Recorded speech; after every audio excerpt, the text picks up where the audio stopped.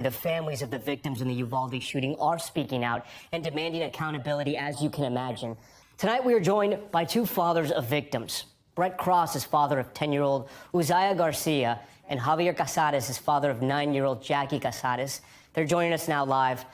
First of all, to the both of you, I am so incredibly sorry for your loss. As a parent, I can't imagine what that day was like and what these weeks have been like and what today is like. Brett, you saw a little bit of that video from what I understand. What was your take on what you saw? In regards to what? I mean, we saw it the same time that the rest of the world saw it, even though we had asked for it before from our district attorney, and to not have the audio there. We didn't need to hear our babies being massacred. It was totally uncalled for. Javier, what are you thinking tonight, and how upset are you that this video has been released in this manner, if you will, without sort of the family seeing it first? And that was the question. We were supposed to see it Sunday, without video. Without audio, and somehow it got leaked. And I'm going to say the name, Tommy Poliski from Austin, KVOE News, put it out there for the world to see, and we weren't ready to see it yet.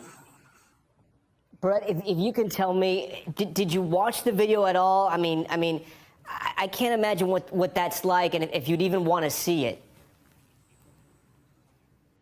Yeah, I watched it. The whole clip that they showed, we all have, and it's heartbreaking, because now we relive this every day, and now we're gonna hear it, not just relive it. It's a continuous thing that all that happened by leaking it out it was just devastating for us. We're tired of seeing things after the media gets a hold of them. Nobody is telling us anything, and it's disrespectful to not just us, but our kids' memories.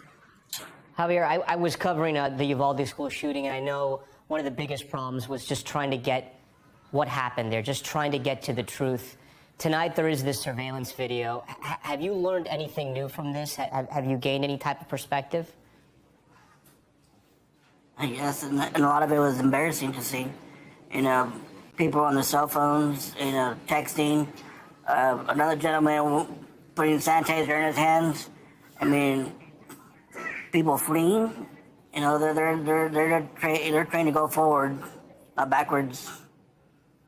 Brett, what would you tell those officers? I mean, you can clearly see them retreating. What would you tell those officers tonight?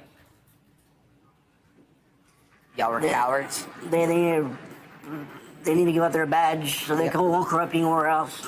Yes, we don't want them to just quit from our departments and go somewhere else and then jeopardize the lives of other children.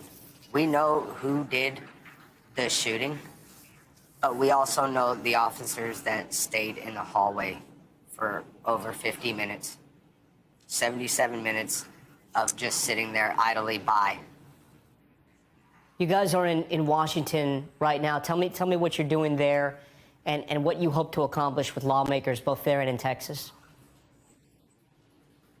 Well, we're invited here by a group called March 4th. They're from the survivors in Illinois shooting on July 4th.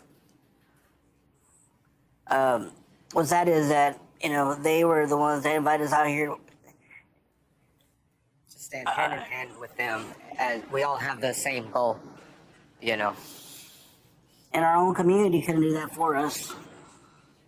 Brett, finally, we want to thank God. Yeah, I hear you. Brett, finally, what's your message tonight to America? Right after, unfortunately, like I said, I was there in Uvalde, and then we ended up having to go to Highland Park as well for that July 4th parade you were just mentioning. What's your message to America tonight because of everything you've lived through? How many more kids have to die? How many before people start standing up? You think that, oh, this doesn't happen to me, or it doesn't happen here or anything, until it does. And it will. It's not a matter of if, it's a matter of when.